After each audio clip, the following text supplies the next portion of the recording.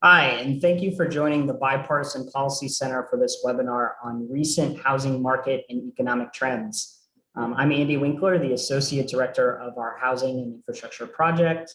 And with the help of some of the country's leading housing economists, today's webinar will dive into what's driving housing markets and hopefully help us better understand where the sector is headed as our economy overall improves. So I would like to introduce our moderator for the discussion, Alfonso Costa Jr. He previously served as Deputy Chief of Staff at the Department of Housing and Urban Development and is now an Executive Vice President at real estate developer, owner, and operator, the Falcone Group. Alfonso is a member of BPC's recently launched Housing Advisory Council, which is a bipartisan group of housing experts helping us to develop and articulate a vision for federal post-pandemic housing policy, in particular that can meaningfully address racial disparities in housing and promote opportunity for all. We benefit very greatly from Alfonso's insights and leadership on that group. And so thank you, Alfonso, for agreeing to lead the discussion today. I'll turn it over to you to kick things off and introduce our first speaker. Many thanks, Andy and the Bipartisan Policy Center, as well as all of our panelists today and the audience that's joining us for today's webinar, which is entitled A Hot Housing Market and the Implications for Policymakers. House prices, as you know, are rising to record levels, putting homeownership out of reach for more and more Americans and leading to concerns about an overheated market. Many forces are at play. Too few homes are for sale, a recent spike in demand as families rethink what they want from their homes and low interest rates. At the same time, a shortage of skilled labor, the rising costs of raw materials like lumber, and a continued lack of buildable land all make it difficult for housing production to quickly ramp up. This truly adds to the continued uncertainty about how federal assistance reaches millions of households behind on their rents or mortgages. Today, the Bipartisan Policy Center is going to be asking leading economists to help us make sense of all of these trends, assess where housing is headed the rest of the year, and explore the implications for federal housing policy. To start, we are fortunate enough to have a presentation by Dr. Frank Notaft, who is the chief economist for CoreLogic, which is America's largest provider of advanced property and home ownership information, analytics, and data-enabled services. Before joining CoreLogic, Frank served in a variety of leadership positions at Freddie Mac. Prior to Freddie Mac, Frank was an economist with the Board of Governors of the Federal Reserve System. Frank received the National Association for Business Economics Outlook Award for having the most accurate macroeconomic forecast for 2018. He also graduated from New York University and holds a PhD in economics from Columbia University. Dr. Frank Notaft, thank you, and please go ahead. Thank you, Alfonso, and I want to thank the Bipartisan Policy Center for hosting today's event. I have a number of slides that I'll be referring to during my talk. And Alfonso, you summed it up really well. We've had really strong home price growth, rising cost of shelter for so many families here in the United States. We've seen prices and rents outpace income for a number of years, and we expect that likely to continue. And that causes a lot of challenges for those families who are forming households and looking to gain shelter in the coming year.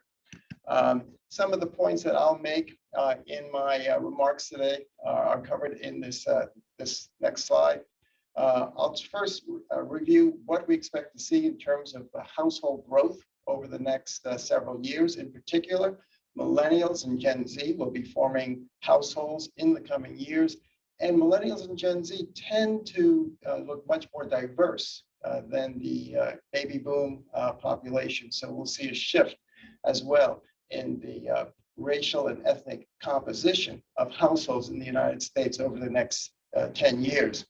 We have affordable housing challenges for a broad section of America's families today.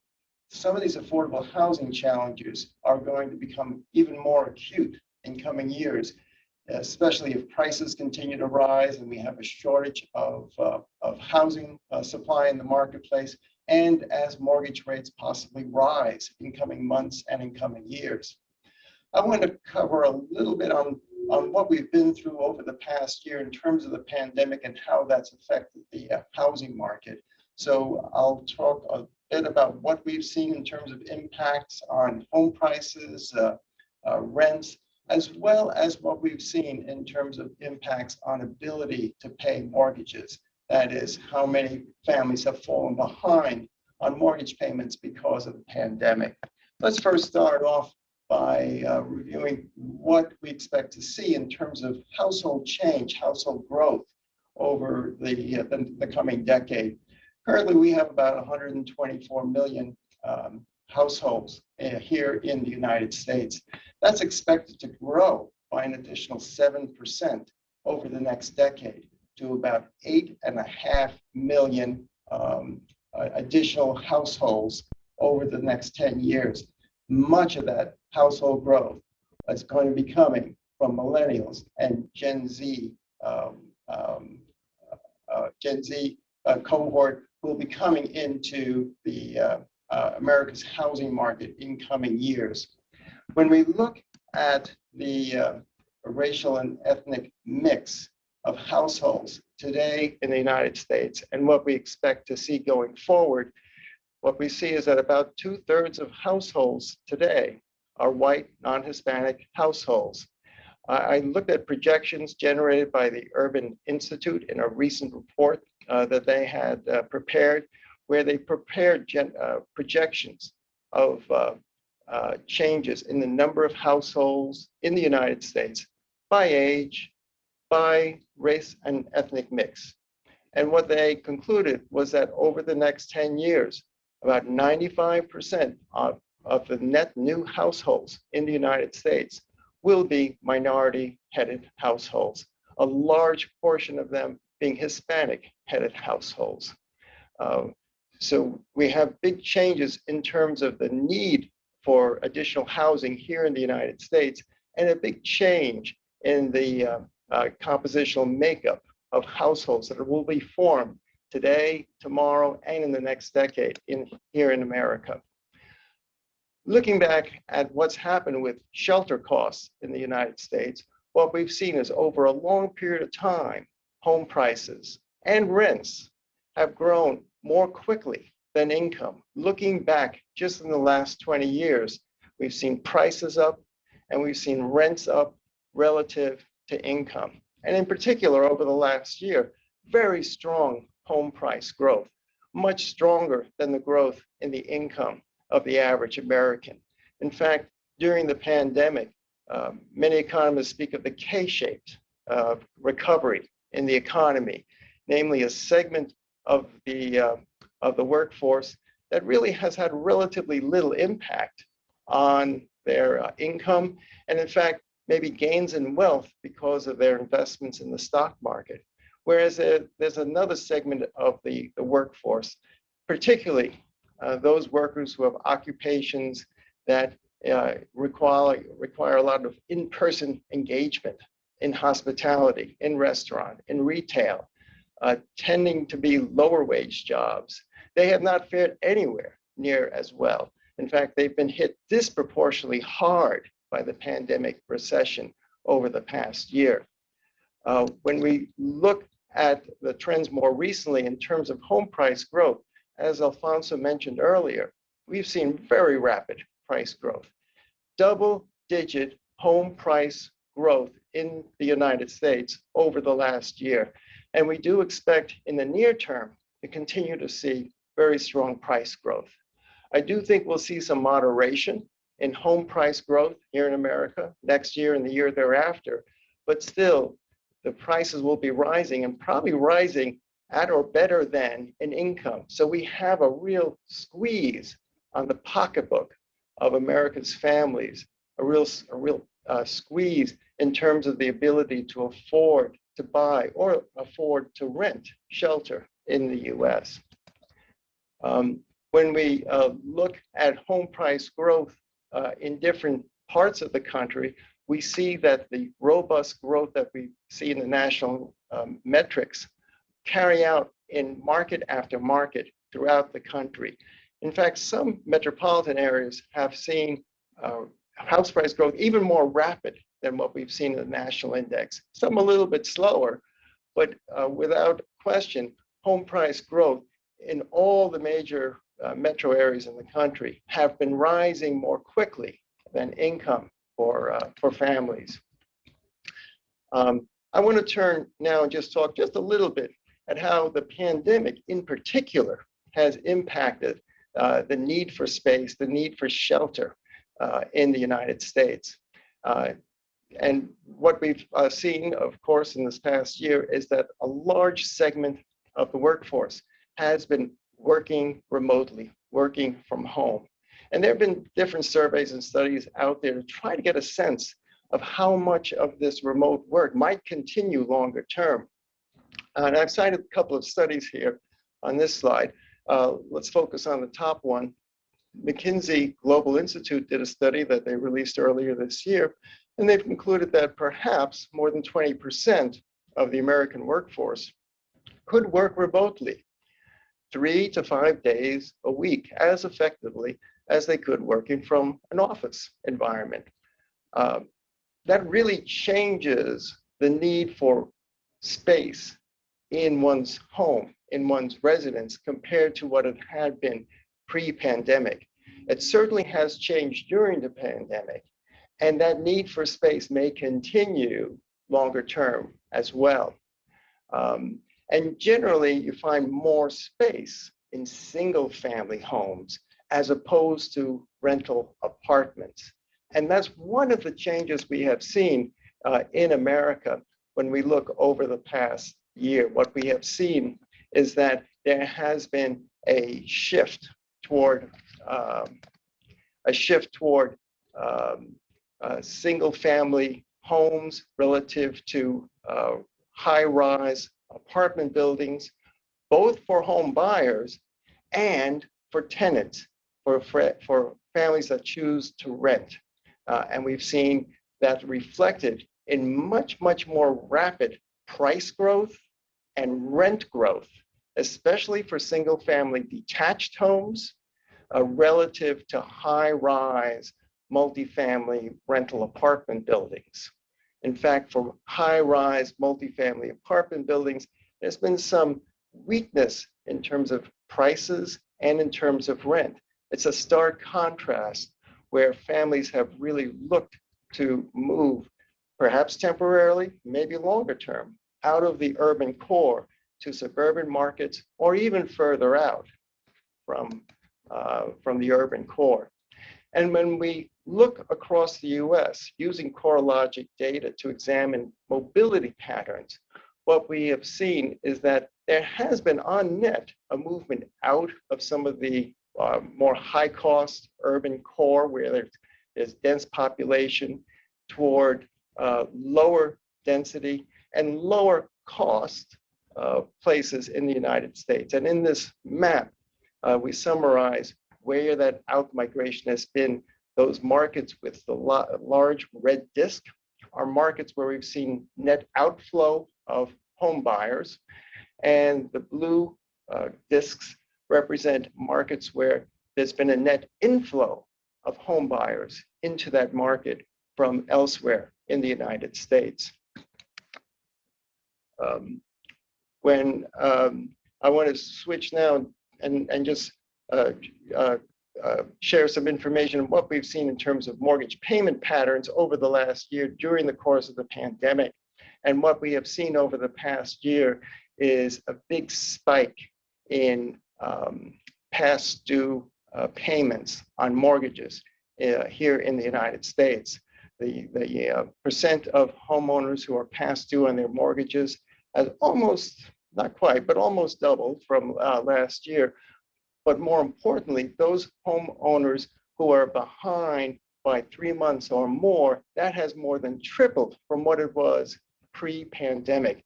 And that reflects so many of the challenges that many homeowners are having because of loss of income, loss of business, loss of job because of the pandemic recession. So a large increase in serious delinquency rates. In fact, the proportion of delinquent borrowers for 6 months, 12 months behind on their payments is multiple times what it was pre-pandemic. Fortunately, with the CARES Act that was enacted by Congress, that's provided a period of forbearance that has allowed these homeowners a chance to rebuild their financial house in order to be able to continue to make payments once they emerge from forbearance. We look particularly at the serious delinquency rate. As I've mentioned, it's tripled from what it was pre-pandemic. We've seen it gradually come down a little bit over the last few months. We do expect that we'll continue to see declines in the serious delinquency rate throughout the balance of this year because of the economic recovery, building jobs, because of the opening up of the economy once again, and the relaxation of shelter-in-place restrictions in the U.S. So we do expect to see job growth, income growth, and that'll help to push the serious delinquency rate down. As you can see from our forecast, it remains elevated through the end of this year. So still a lot of challenges remain for many homeowners here in the United States. Alfonso, let me pass it back to you now. Thank you very much, Dr. Frank Notaft, the Chief Economist for CoreLogic, for that very insightful presentation and setting the scene in context for today's moderated panel discussion. Right now, I will introduce our three other panelists. Those include Dr. Robert Dietz, who is the Chief Economist for the National Association of Home Builders, where his responsibilities include forecasts of housing and economic trends, survey research, and home building industry and policy analysis. Prior to joining the National Association of Home Builders in 2005, Robert worked as an economist for the Congressional Joint Committee on Taxation. He is a native of Dayton, Ohio, and earned a PhD in economics from The Ohio State University in 2003. Our next panelist is Dr. Svenja Goodell. Dr. Goodell is the Chief Economist of Zillow Group and joined the company in 2011. Svenja runs an industry-leading research team of economists and analysts recognized by a wide audience of media, policymakers, and professionals for its impartial, data-driven insight into housing markets, the broader economy, and the relationships between the two. Under Svenja's leadership, Zillow Group's economic research team produces weekly and monthly reports on housing trends for hundreds of markets nationwide, from the nation to the neighborhood level. All of the team's work can be found at zillow.com/research. Svenja has a bachelor's degree in economics from the University of Rochester, a master's degree in economics from New York University, a master's degree in business administration from the University of Rochester, and a PhD in finance from the University of Rochester. Last but not least, Mr. Charlie Doherty. Charlie Doherty is a vice president and economist with Wells Fargo's Corporate and Investment Bank. Based in Charlotte, North Carolina, he covers the U.S. economy with a focus on commercial real estate, housing, construction, and regional sectors of the economy. He regularly writes indicator reports, produces special commentary, and contributes to the company's weekly economic and financial commentary. Before joining Wells Fargo in 2017, Charlie worked as a regional economist and consultant for IHS Markit, and more recently for CertainTeed, one of the largest building product manufacturers in North America. Charlie holds a BA and BS in economics and finance from the University of Pittsburgh and a master's in economics from Temple University in Philadelphia. Thank you very much to the panelists for joining us today. I ask our audience and those attending to submit questions using the live chat on YouTube or Facebook, or on Twitter using the hashtag BPCLive. And please remember, the Bipartisan Policy Center's Twitter handle is BPC_bipartisan. So now we will take it to our moderated panel discussion.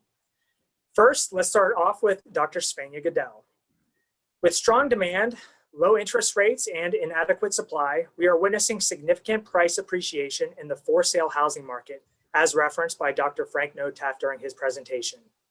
In fact, March marked the largest one-month increase ever recorded in the more than 25-year history of the Zillow Home Value Index. Dr. Goodell, are these price increases sustainable over the long term, Or do we find ourselves in a situation similar to the housing run-up that preceded the Great Recession? Thank you so much, Alfonso, and thank you so much for having me as well. It's a pleasure to be part of this panel.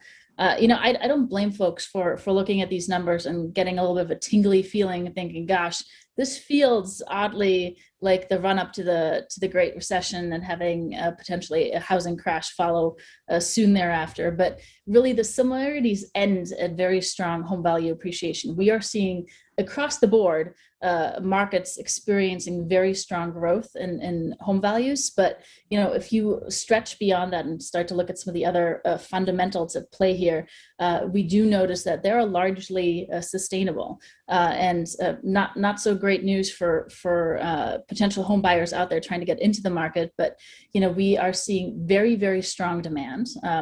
And Frank mentioned some of this already. We have demographic shifts happening right now where Gen Z and millennials, and really the prime of millennials, are just about to enter the housing market looking for the first home to buy. The age of the first-time home buyer is right around 34. The peak of the millennial cohort is at 31, so they'll age nicely right into that housing transaction.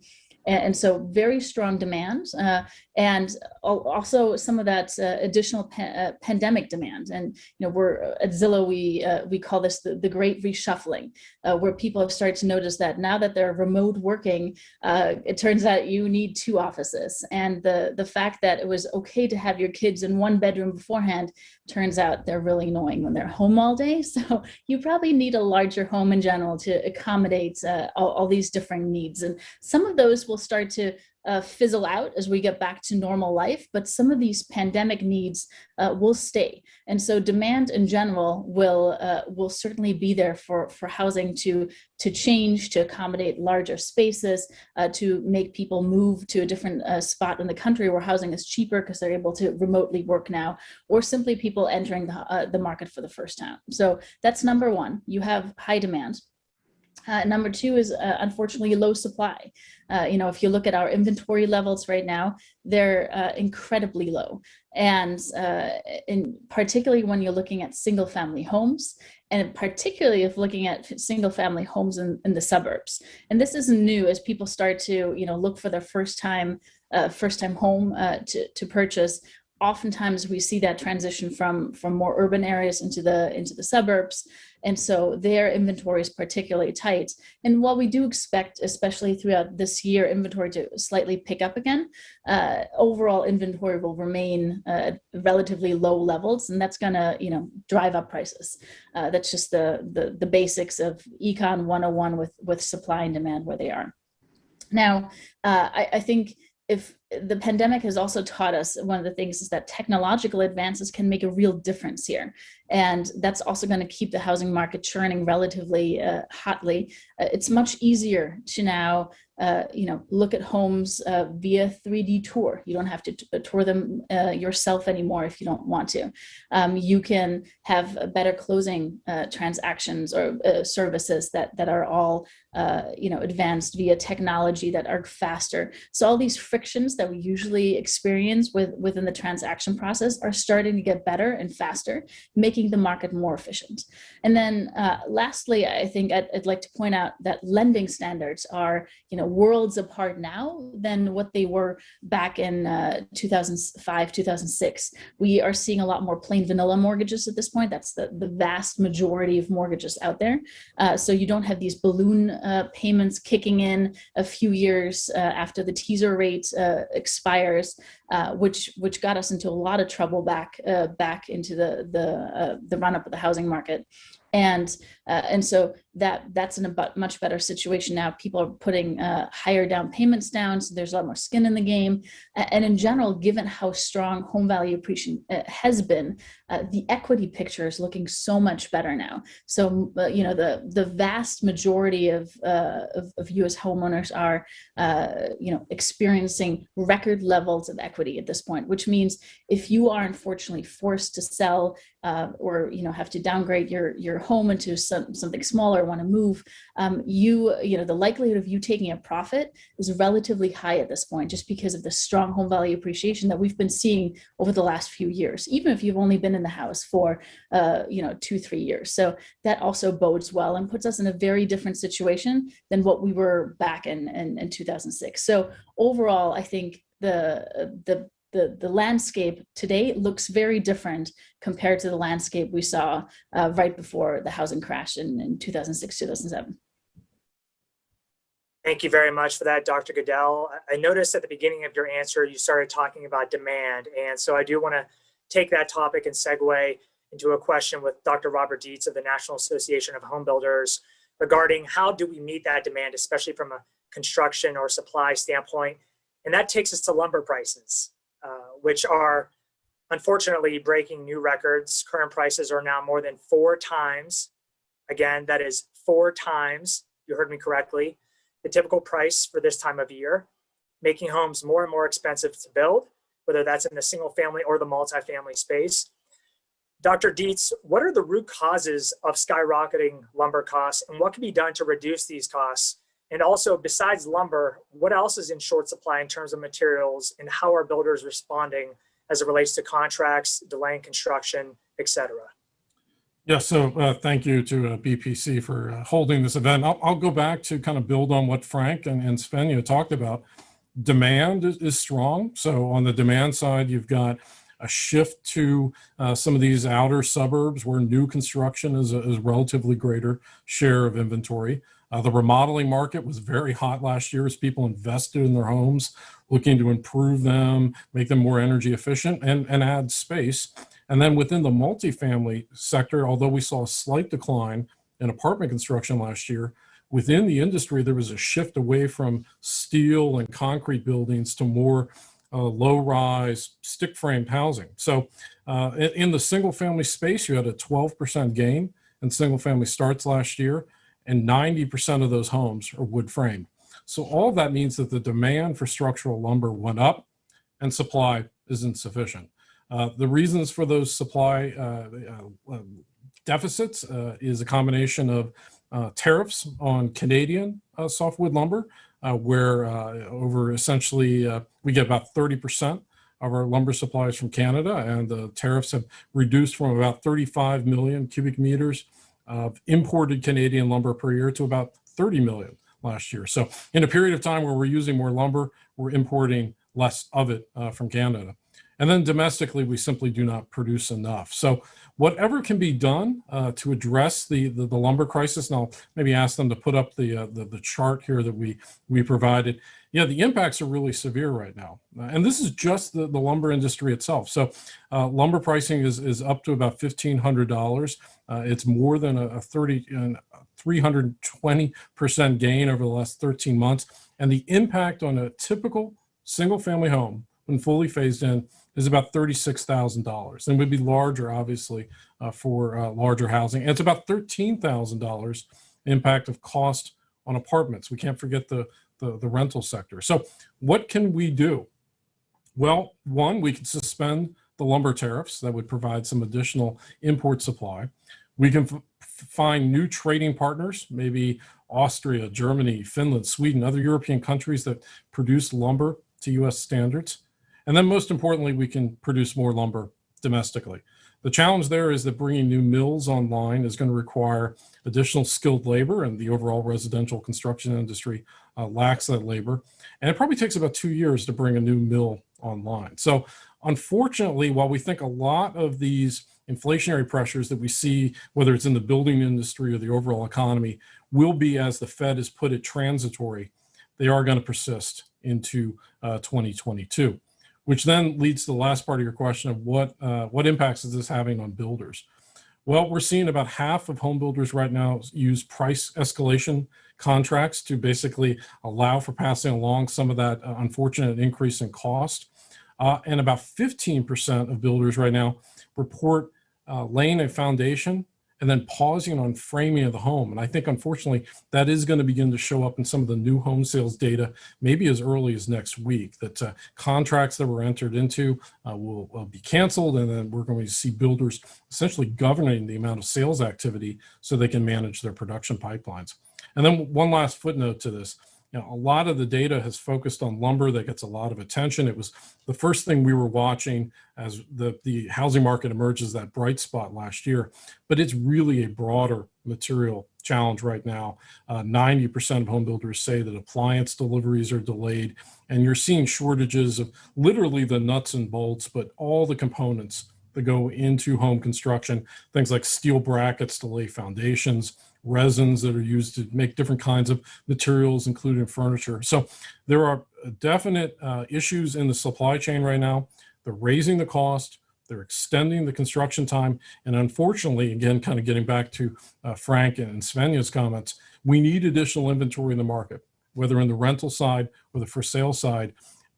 The industry is growing, but it's going to do so at higher cost, and it's going to take longer to accomplish. Thank you very much for that, Dr. Dietz. And for those policymakers out there, whether you're in the executive branch or the legislative branch, these are real world implications as it relates to potential exacerbation of the gross mismatch between supply and demand, and also housing costs. And as you already know, we're hundreds of thousands of units each year behind in providing that housing supply. So this is a really important topic to cover. Thank you for that, Dr. Dietz. Before we continue on to our next questions, I want to make sure to remind our audience to submit questions using the live chat on YouTube or Facebook, or on Twitter using the hashtag BPCLive, as we'll be taking time at the end of the hour to cover audience questions. Thank you. And with that being said, we'll turn it over to Mr. Charlie Doherty of Wells Fargo. Charlie, in your estimation, when will the economy, specifically as it relates to GDP and employment, fully recover or get back to trend? And what risk does rising inflation pose to the economic outlook as it stands right now? Yeah, thanks. So right now what's happening, and you're talking to a bunch of economists, so you're obviously hearing a lot of supply and demand terminology. And what's happening is we have strong demand, but really some strong supply constraints, right? So in terms of overall economic growth, things are going pretty well. In fact, they're going better than what many had anticipated.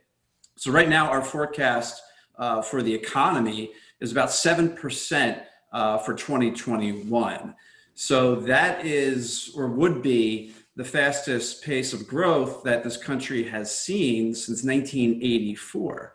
So that's a really strong, underlying momentum for the overall economy and the housing market too, of course. So, to sort of set the foundation here, what's driving all of that? And what's driving that is we have really strong consumer demand, and that's being fueled by fiscal stimulus, and that is creating an overall environment where people are spending money, and that's driving the economy forward. Remember, our economy is 70% consumer spending. So when you have strong consumer fundamentals, that's going to help the economy improve, even though we're still dealing with a number of public health challenges and so forth. So that's the good news is that we probably are right back where we started at the end of 2019 in terms of real GDP. We're bouncing back fairly quickly. The other thing is, it's not, you want to get back to where we ought to have been, or the trend line. And that 7% real GDP forecast gets us back to that trend line of where we should have been, probably sometime at the start of 2022. So we are recovering. Things are going pretty well in the economy. Consumers are going out and spending. The housing market is clearly one of those big bright spots, and it has been for a number of months now. Housing was really at the forefront of the overall recovery. But as everyone here has been talking about, there are some supply side issues in housing. It's building material prices that are skyrocketing, but it's really everywhere throughout the economy that we see, prices going up. And what's causing that is we have this strong rebound in demand, but supply has been sort of curtailed by the impacts of the pandemic. So you see it everywhere. If you pay attention to the news releases, the CPI, or the Consumer Price Index, during April rose 0.8%, which blew past what everybody was expecting. More importantly, the core version, or the things that exclude the more volatile food and energy prices, that rose 0.9%. So inflation is starting to sort of take off. And part of what's driving that increase in inflation are these supply chain constraints that are really everywhere throughout the economy.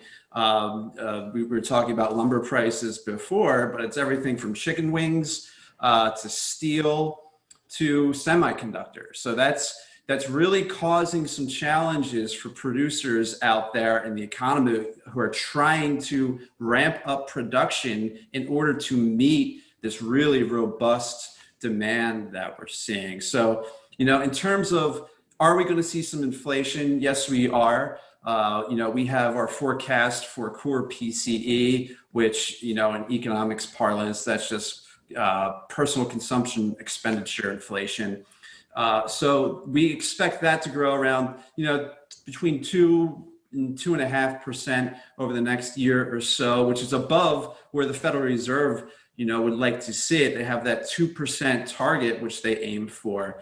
So we are going to see some inflation, but as the Fed says, and we're in agreement here, is that, that inflation is likely to be temporary or transitory, as they say. And we think that is because all of the things that are causing inflation are mainly supply chain constraints or supply chain bottlenecks, which are likely to resolve over the next year or so. So are we going to see some prices heat up over the next few years? Yes, probably. But we're probably not going to see inflation take off like we saw in the 70s and 80s, where we're seeing 8, 9, 10%, things like that. Even if we did see that, the Fed appears ready to combat that inflation pressure. So they are well aware of what's happening. And could very easily, raise interest rates or reduce asset purchases if that were to happen. We don't think that's going to happen. We think the Fed is going to tolerate, modestly higher inflation pressures in the 2.5 range. So we don't see the Fed hiking interest rates anytime soon. But there's definitely inflationary pressures out there. On top of that, you have to remember that this time last year, a lot of the economy was shut down. And so we saw a lot of deflationary pressures. So prices went down in a lot of sectors, which are now being revived by folks going out and spending money, traveling, things like that. So again, going back to that CPI report I was just talking about, one of the things that grew fastest was prices for used cars. So one of the things that we're going to see is, as more parts of the economy open up and people venture out and start spending money again, we're going to see the price of hotel rooms go up, and everything else that's been shut down over the past year or so start to normalize. That's going to add to those price increases. But overall, it's probably not going to reduce economic growth in a meaningful way, at least, not yet. What's more of a headwind, I think, is the supply chain impacts that are preventing producers from meeting that robust demand that we're seeing. So even though we have a 7% forecast for real GDP, it could be even higher if supply chains were functioning as they should, if they were functioning as smoothly as they could possibly be. So those are sort of headwinds for economic growth. But right now, we're actually in a pretty good spot in terms of the economy, and the housing market is still right there as that big bright spot. Thank you for that prognostication, Mr. Doherty. Now I would like to turn it over to Dr. Frank Notaft. And I know during your presentation, you discussed delinquency rates a little bit and consideration of the fact that last month's jobs report only added about, I think, 266,000 jobs, well short of the approximate 1 million that many economists had predicted. We're still seeing an unemployment rate hover around 6%. Assuming employment rates do continue to climb and family finances improve, where do you see delinquency rates heading, and what are the prospects of the millions of homeowners nationwide looking to exit forbearance? Thanks for that question, Alfonso. As Charlie mentioned, we are expecting strong economic growth. Charlie mentioned 7% economic growth here in 2021. That would be the fastest pace of economic growth in 37 years here in the United States. That's going to produce a lot of jobs. That's going to help grow income. That's going to help a lot of families who've been struggling during this period to make ends meet, to stay current and become current on their mortgage loans. That's why in our forecast that I showed, we are expecting the serious delinquency rate to continue to trend lower throughout this year. Trend lower, but still remain elevated. Serious delinquency rates are 3 times, triple what they were pre-pandemic. So I do expect them to come down, but still remain really high compared to what they were pre-pandemic by the end of this year. Now, the forbearance program has really helped a great deal for many families who are struggling during this time period. As jobs are created, as they start earning income again, they'll be in a better financial position once they exit from forbearance to be able to be current and continue to make payments on their mortgage loans. Many of these borrowers will go through a loan modification, so they'll talk with their servicer, they'll find out a way to modify the loan in order to make payments. So that's going to be a big plus.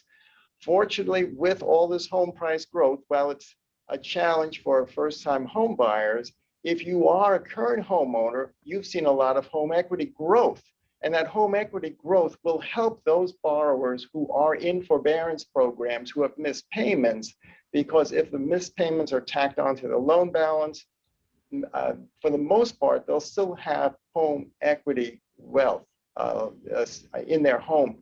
That reduces some of the pressures for distressed sales. For example, foreclosure sales, once borrowers exit a forbearance program. So I do think we're going to see elevated serious delinquency rates for an extended period of time. For some borrowers, unfortunately, they'll probably exit into a distressed sale, like a foreclosure proceeding. But for the most part, with strong economic growth, job creation, income gains, and with the home equity wealth created through home price growth, I think we'll see most of the families who've gone through forbearance actually be able to successfully meet the challenges of making their mortgage payments and remaining current when they leave forbearance. Currently, we still have about 2 million loans that are in forbearance programs here in the United States. So it's a non-trivial number of borrowers who've been impacted by the pandemic recession. Thank you very much for that, Dr. Notaft. Turning gears here a little bit, I recall last year during my time at HUD, we worked with the Department of Homeland Security, and more specifically, the Cybersecurity Infrastructure Security Agency, also known as CISA, to delineate a group of activities that should be declared essential during the COVID-19 pandemic. And we worked with a lot of different industry groups and private sector leaders and those on the Hill and across different governmental agencies to come up with that list as it relates to housing and real estate at large. It was very interesting to see different localities and jurisdictions adopt certain policies by which to determine which activities should be declared essential. With that being the case, this is a question for both Dr. Dietz and Mr. Doherty. What did the 2020 building data tell us about the geography of housing demand, and which regional economies are poised to lead or lag in the recovery in the coming years? Well, I'm happy to start on this one. Yeah, the building data in 2020 was really interesting because there were, based on the demographics and items that Svenja talked about, there was already a movement out to some of these suburbs due to the millennials, but you saw a real acceleration of it in 2020. We were calling it the suburban shift. I kind of like Svenja's great reshuffling. But when you looked at home building data in the core areas, in other words, inner suburbs, single family construction last year was growing at about a 9% growth rate.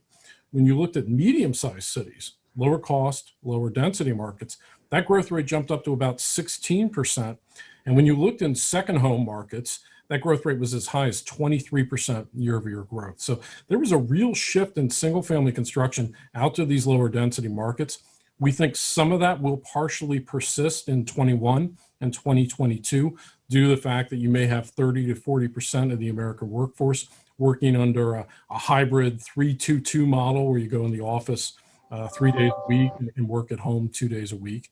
But it was also in the multifamily data as well. In fact, you saw a shift from those steel and concrete buildings out to the mid-rise. And again, that's one of the reasons that the lumber prices went up, that the multifamily markets that were growing the fastest were also in the suburbs. So I think there's a real opportunity here for state and local governments that enact positive zoning reforms and allow construction to take place, that metro areas that hadn't taken advantage of adding housing supply and provided an affordable place for workers to locate and therefore businesses to relocate, places in the Midwest, the mountain states, and of course growth in the South, those areas are going to continue to grow because of the areas where regulatory costs are low and where construction of single family and multifamily construction can occur. Yeah, I would agree with those statements entirely. You know, one of the things that we saw with this pandemic is that it accelerated trends that were already in place. And even before the coronavirus happened, you know, there was a big movement of people and businesses to parts of the country with lower real estate costs, and it's easier to build there. And there's, you know, places like the Southeast, generally speaking, Texas, and I'd say the inner West. So yeah, we expect those trends to sort of continue. And if you look at the, you know, the employment data and the other economic data for those regions, that's what you see is that you saw places in the Southeast, in Texas, in the inner West, not as hard hit as the recession that we just went through. And we expect them to rebound a little quicker. So those are the areas that we expect to be sort of leading in the recovery, you know, places like Charlotte and Raleigh and Atlanta and, you know, basically everywhere in Florida and Texas. You know, Austin is one of the fastest growing markets in the entire country, but don't forget about Dallas and Fort Worth, San Antonio.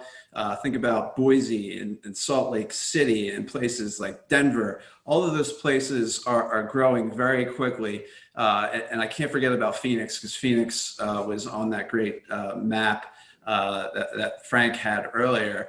But that the rise in home prices that we are seeing reflect that overall strong economic growth and strong demographic growth as well. So that's probably not going to stop or abate anytime soon, because as you've probably, you know, reading any newspaper and reading announcements from businesses, and they are looking for affordable real estate, you know, and you know, lower regulatory costs, and that's what's prompting this move, and that's what we're seeing throughout the country.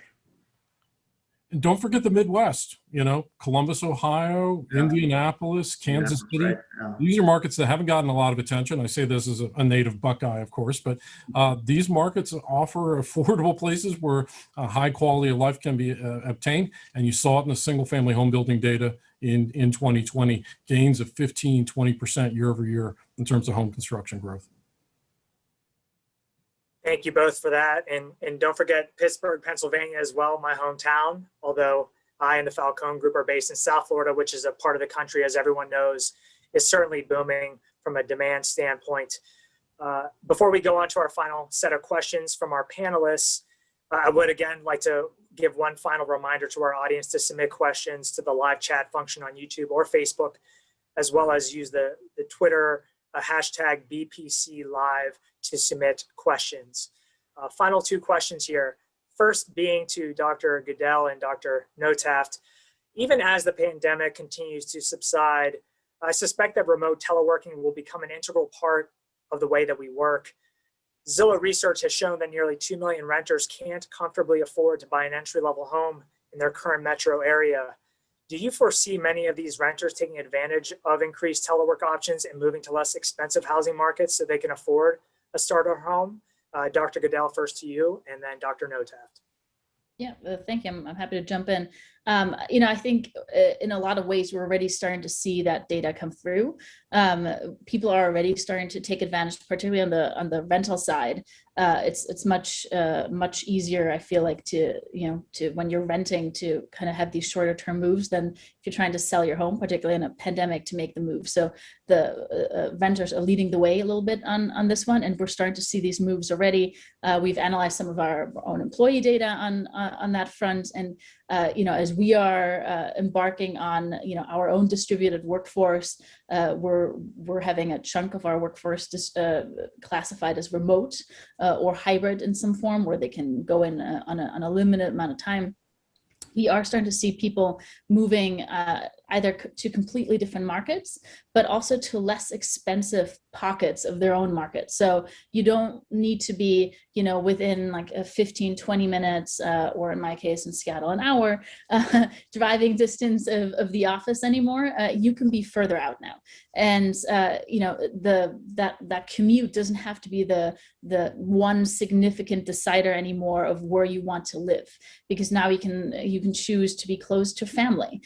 You can choose to, relocate because it's simply sunnier in the south and you're sick of rain, or whatever it may be. You have all of these choices if you are no longer tethered as heavily to your job location. And so that is showing up in the data. I thought, Frank's map coming up again here was really nice, right? We had a lot of that movement from the red into the blue circles. And a lot of those blue circles were in the south. And those are the markets where we're seeing more construction activity. Keep me honest, Robert, I think that's right. And we're seeing a lot more affordable homes there. And, one of the things we are paying attention to, as more people flow into these markets, are they becoming less affordable? And surprisingly enough, that's not always the case, because particularly in the southern markets, we are starting to see incomes picking up as well. And even though home values are rising, like crazy, particularly in a market like Austin, we are starting to see, incomes offsetting some of that. So affordability is still quite good in particularly these southern markets, and people are relocating into those markets and have started to do so. And with that, you have the ability to then, make that transition from renter to home buyer if you have a down payment saved up and if that's what you choose to do.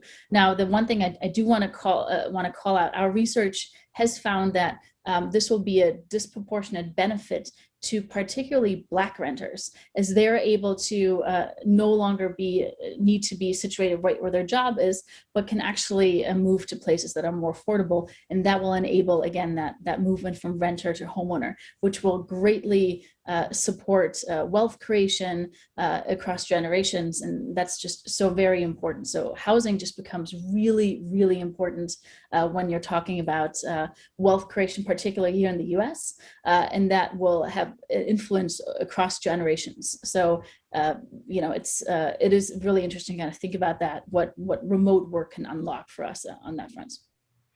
And I agree with Swenya. It's one of the interesting artifacts of the pandemic is that for certain groups of office workers, it severed the need to be co-located with the office. And that's what's allowed that flexibility, that freedom to relocate to a lower cost of living part of the country. And those are some of the shifts we've begun to see already over the last year.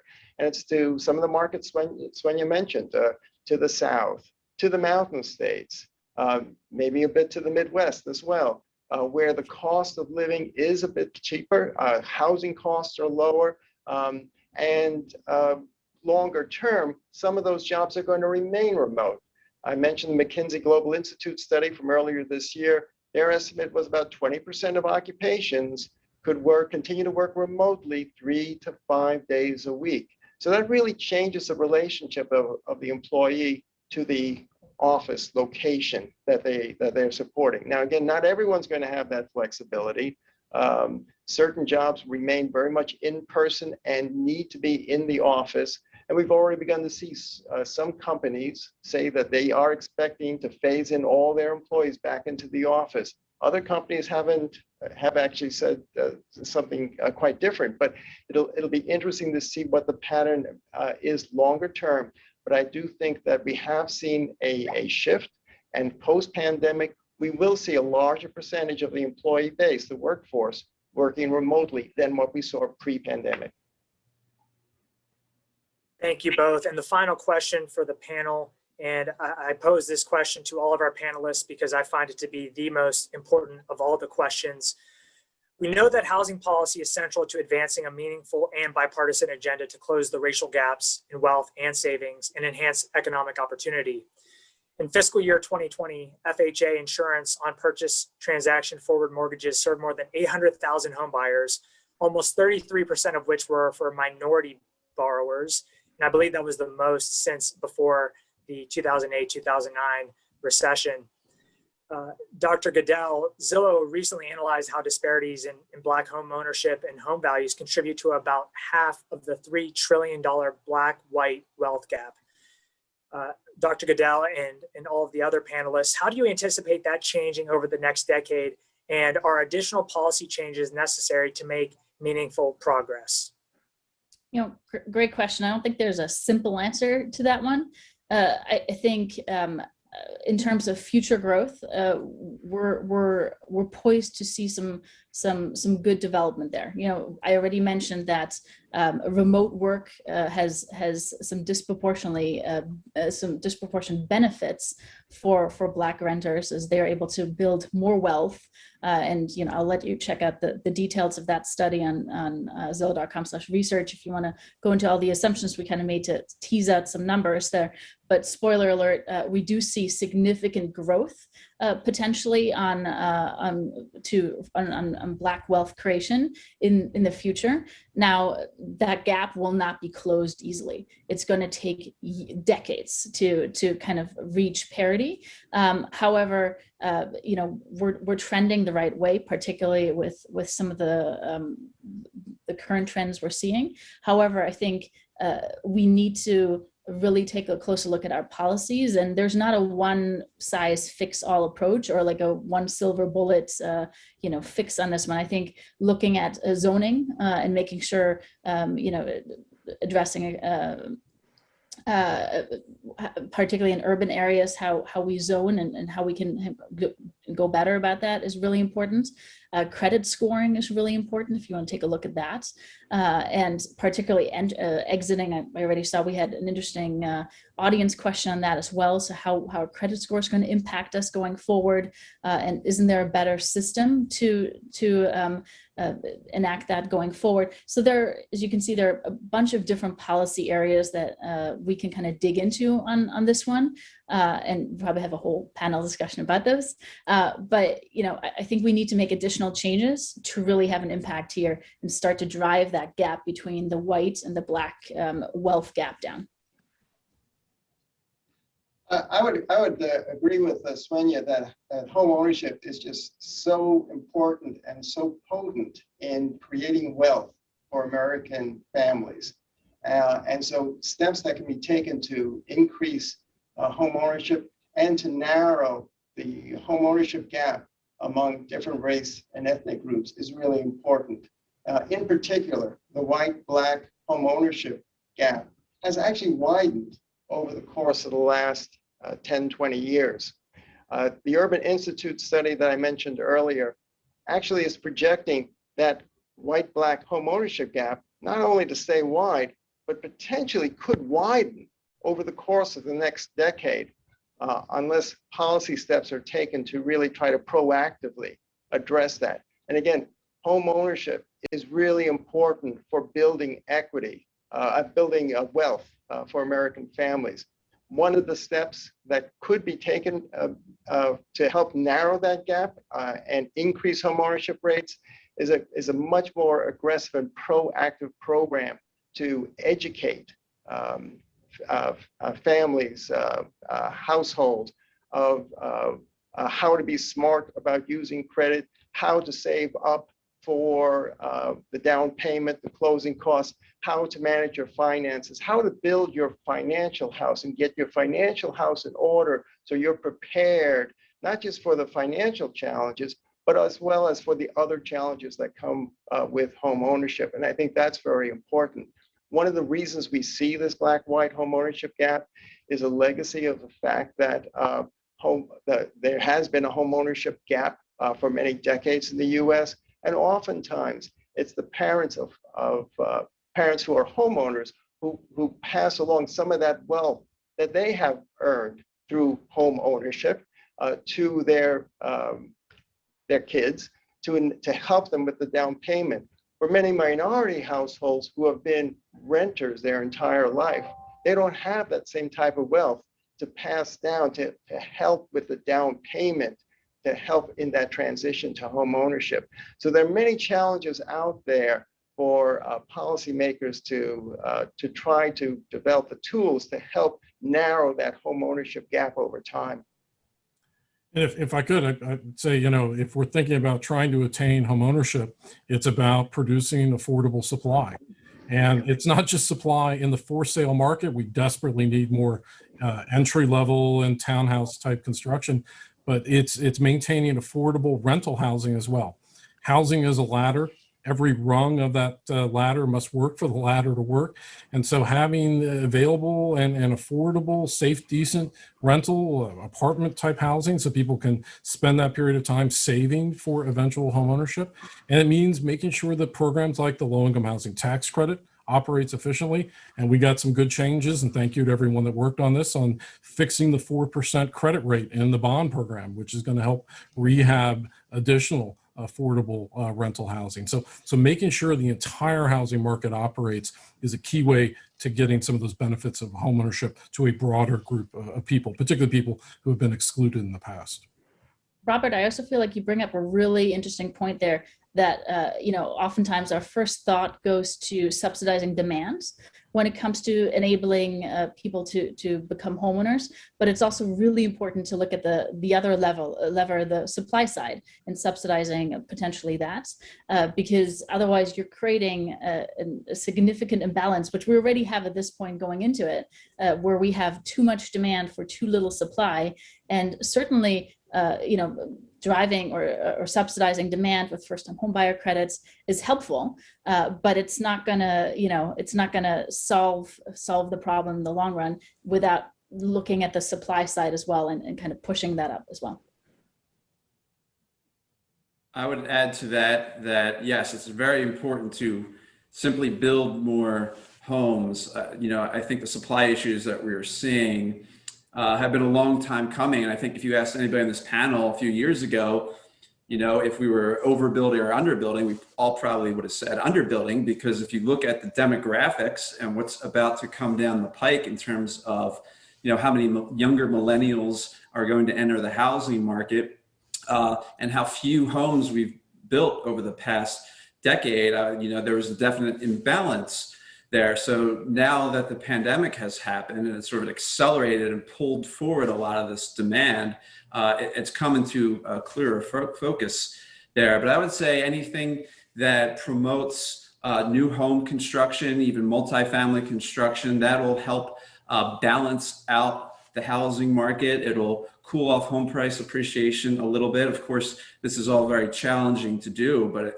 it's very important. And I think on top of that, I think education is important, and just educating everybody on what the benefits of home ownership entail, and just more education surrounding, how you actually do buy a home, how it's not as challenging as it once was, how you don't necessarily need 20% as a down payment. There are other options available to you. So I think those two things, if you could, make progress doing those, that would be a very big benefit.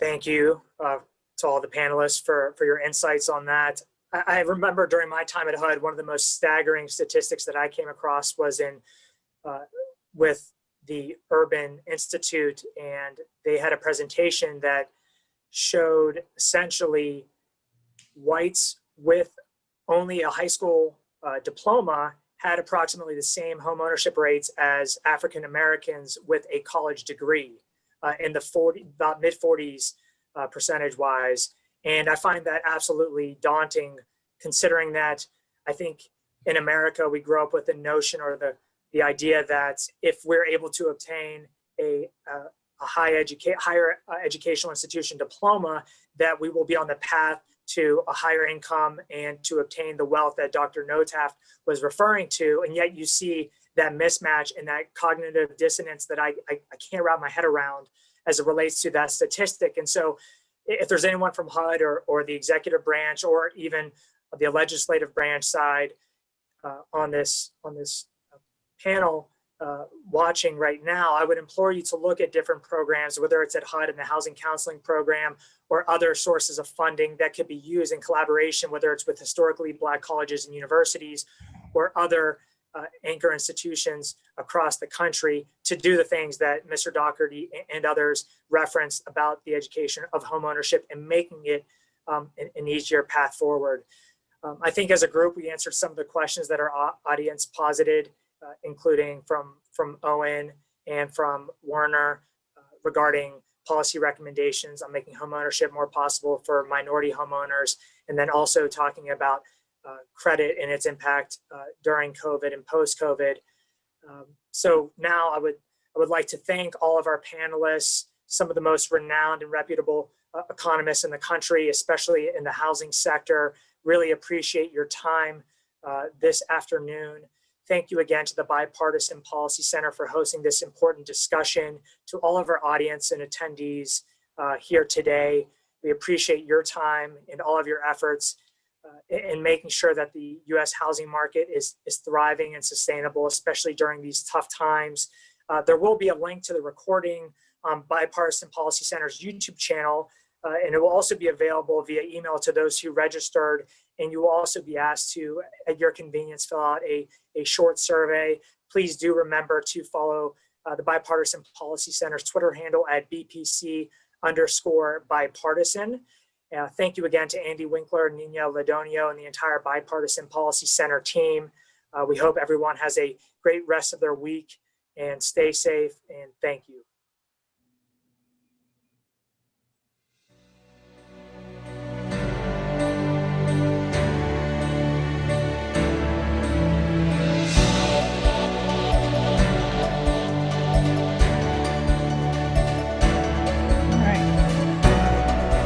Ooh, I wish I had some of that Nesquik chocolate milks, man.